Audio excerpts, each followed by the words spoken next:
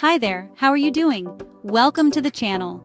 If this is your first time here, don't forget to subscribe and turn on the notification bell, because we always bring content that helps you better understand your body, your health, and your overall well-being. And if you're already part of our community, thank you so much for coming back. Today we're going to talk about a chemical compound that's hiding in your food. And yes, it can increase your risk of cancer, even if you've never heard of it before. Acrylamide. You know that crispy, golden, delicious food that's fried or baked? Well, it could be loaded with this substance. But don't worry. In today's video, you're going to learn what acrylamide is, why it's so dangerous, which foods contain it, and most importantly, how to avoid it or neutralize its effects in your body. Stick with me until the end because the tips I'm going to share can actually help reduce one of the most silent risks in your diet. Let's get straight to the point. Acrylamide is not an ingredient. It's a chemical byproduct that forms when certain foods are exposed to high temperatures, like baking, frying, or toasting. It results from a chemical reaction between refined sugars and an amino acid called asparagine, which is found in grains like wheat, corn, rice, and soy. This process is called the Maillard reaction, and it occurs at temperatures above 248 Fahrenheit. And why does this matter? Because several international health agencies, including the International Agency for Research on Cancer and the Environmental Protection Agency, classify acrylamide as a probable human carcinogen. What's more, animal studies have shown that it can cause neurological damage, reproductive issues, and cancer. And even though the evidence in humans is more limited, the warning signs are already loud and clear. So where does this substance show up? Take note. Here are some of the foods highest in acrylamide: French fries and potato chips, toast and overly browned bread, cookies, crackers, and breakfast cereals, cakes, pasta, and processed foods made from wheat or corn, roasted coffee. Yes, even that. But here's an important detail. The amount of acrylamide varies depending on how the food is prepared. Want an example? Light roast coffee can have up to 10 times more acrylamide than dark roast or espresso, because at the higher temperatures used in darker roasting, the compound breaks down. And you know what else?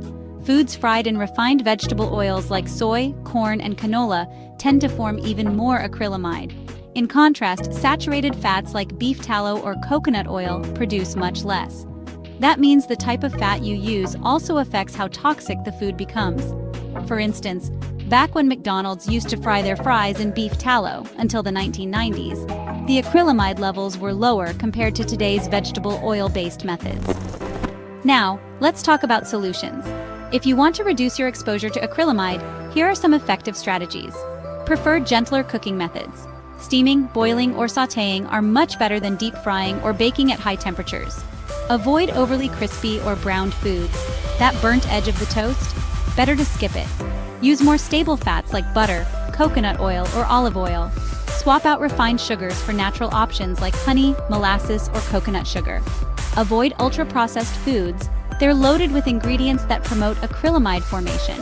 And if you've already eaten something potentially toxic, balance it out with protective foods. What are those?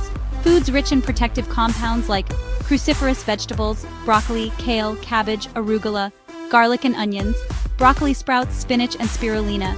Foods high in vitamin C, lemon, orange, bell pepper, green tea, a powerful antioxidant.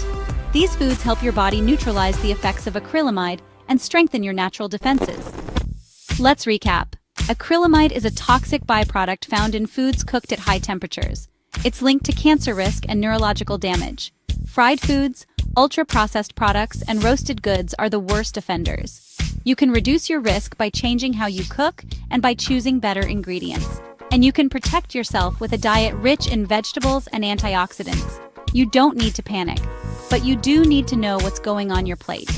Information is the first step toward better health and less inflammation. So, did this video help you out? Had you ever heard of acrylamide before?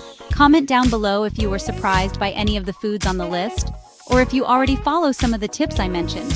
Don't forget to hit the like button, subscribe to the channel, and turn on the bell so you don't miss the next videos. Thank you so much for watching all the way through. Take care of your health, and I'll see you in the next video.